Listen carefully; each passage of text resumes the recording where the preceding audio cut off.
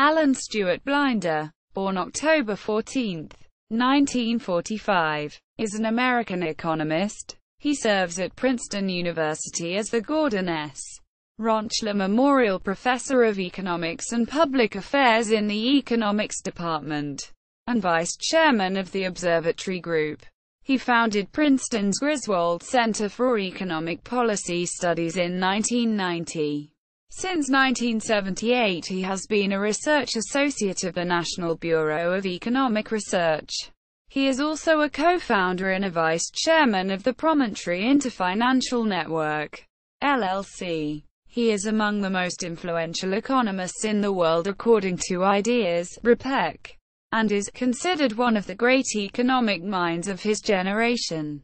Quote, Blinder served on President Bill Clinton's Council of Economic Advisers, July 27, 1993 – June 26, 1994, and as the Vice Chairman of the Board of Governors of the Federal Reserve System from June 27, 1994, to January 31, 1996. Blinder's recent academic work has focused particularly on monetary policy and central banking, as well as the offshoring of jobs, and his writing for lay audiences has been published primarily but not exclusively in New York Times, Washington Post and Wall Street Journal, where he now writes a regular monthly op-ed column.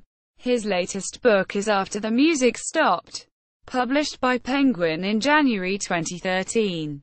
Early life. Blinder was born to a Jewish family in Brooklyn, New York. He graduated from Syosset High School in Syosset, New York. Blinder received his undergraduate degree in economics from Princeton, graduating summa cum laude in 1967. He subsequently gained an MSc in economics from the London School of Economics, 1968, and then received his doctorate in economics from the Massachusetts Institute of Technology in 1971. He was advised by Robert Solow. Professional life. Academic career. Blinder has been at Princeton since 1971, chairing the economics department from 1988 to 1990. He is a past president of the Eastern Economic Association and vice president of the American Economic Association, and was named a distinguished fellow of the latter in 2011. He is a fellow of the American Academy of Arts and Sciences since 1991, a member of the American Philosophical Society since 1996, and a member of the board of the Council on Foreign Relations since 2008.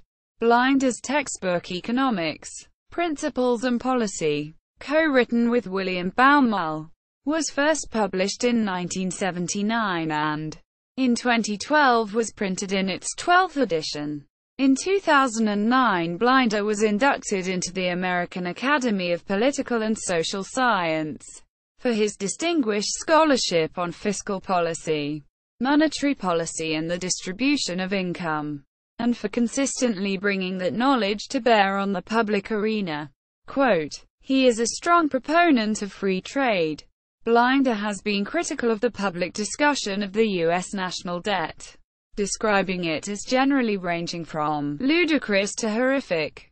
Political career. Blinder has served as the Deputy Assistant Director of the Congressional Budget Office, 1975, on President Bill Clinton's Council of Economic Advisers, January 1993 – June 1994, and as the Vice Chairman of the Board of Governors of the Federal Reserve System from June 1994 to January 1996. As Vice Chairman, he cautioned against raising interest rates too quickly to slow inflation because of the lags in earlier rises feeding through into the economy. He also warned against ignoring the short-term costs in terms of unemployment that inflation fighting could cause.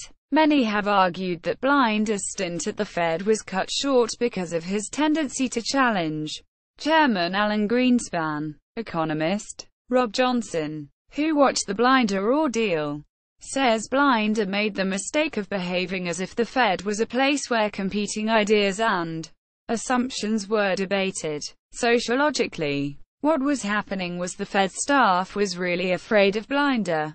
At some level, as an applied empirical economist, Alan Blinder is really brilliant, says Johnson. In closed-door meetings, Blinder did what so few do. He challenged assumptions. The Fed staff would come out and the ritual is, Greenspan has kind of told them what to conclude and they produce studies in which they conclude this.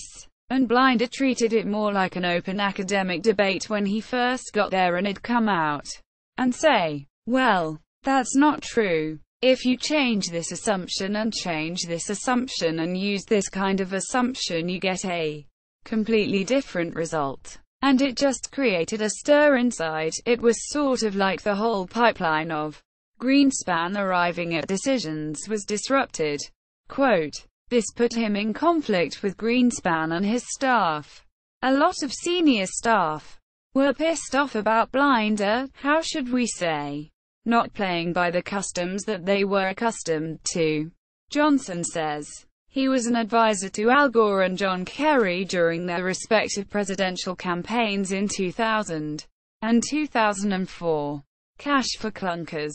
Blinder was an early advocate of a cash for clunkers program, in which the government buys some of the oldest, most polluting vehicles and scraps them. In July 2008, he wrote an article in the New York Times advocating such a program, which was implemented by the Obama administration during the summer of 2009. Blinder asserted it could stimulate the economy, benefit the environment, and reduce income inequality. The program was both praised for exceeding expectations and criticized for economic and environmental reasons. Private sector. In the period after his service as the vice chairman of the Federal Reserve, Blinder, along with several former regulators, founded a company that offers a number of services that provide a means for depositors, including governmental entities, non-profits, businesses, as well as individuals such as retirees, to access millions in Federal Deposit Insurance Corporation (FDIC) coverage at a single institution instead of multiple ones. This provides banks that are members the ability to offer coverage above the FDIC per account, per bank limit by letting those banks place funds into CDs or deposit accounts issued by other network banks. This occurs in increments below the standard FDIC insurance maximum, $250,000, so that both principal and interest are eligible for FDIC insurance. The company acts as a sort of clearinghouse, matching deposits from one institution with another. Through its services it allows access to higher levels of FDIC insurance, although limits apply. Selected works. 2013. After the music stopped. The financial crisis. The response. And the work ahead. New York. The Penguin Press. The 24th of January. 2013. ISBN 978-1594205309. 2009. How many U.S. jobs might be offshoreable? World Economics. April to June 2009. 10. 2. 41-78. 2009. Making Monetary Policy by Committee. Quote, International Finance. Summer 2009. 12. 2. 171-194. 2008. Do monetary policy committees need leaders? A report on an experiment. American Economic Review. Papers and Proceedings. May 2008. pp. 224-229. 2006. Offshoring. The Next Industrial Revolution. Foreign Affairs. March-April 2006. pp. 113-128. A longer version with footnotes and references is Fear of Offshoring. Kett's Working Paper No. 119. December 2005. 2006. The case against discretionary fiscal policy. In R. Kopka, G. Tutel, and R. Triest, eds. The Macroeconomics of Fiscal Policy. MIT Press. 2006.